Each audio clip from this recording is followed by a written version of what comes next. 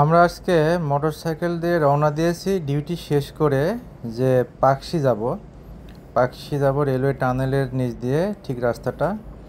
এবং এই রাস্তা দিয়ে যাওয়ার সময় দুপাশের খুব সুন্দর একটা প্রাকৃতিক দৃশ্য আপনারা দেখতে পাচ্ছেন। ডান পাশে সবুজে ঘেরা একটা জায়গা এবং একটি লেকের মতো দেখতে পাচ্ছেন, এবং সামনের দিকে দেখতে পাচ্ছেন সুন্দর মেঘ, এবং বাম পাশে এটি হচ্ছে পাকশি রেলওয়ে স্টেশনের বুকিং অফিস।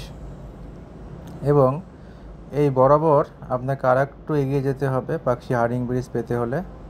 পুরনো সেই গাছগুলো দেখতে পাচ্ছেন, এবং ওই যে কিছু গাড়ি দেখতে পাচ্ছেন মালগাড়ির মতো, এটা কিন্তু রূপপুর রেলওয়ে স্টেশন, যেখানে শুধু মালামাল ক্যারি করার জন্য ব্যবহার হয়। এবং আমরা চলে আসছি সেই হার্ডিং ব্রিজের কাছে।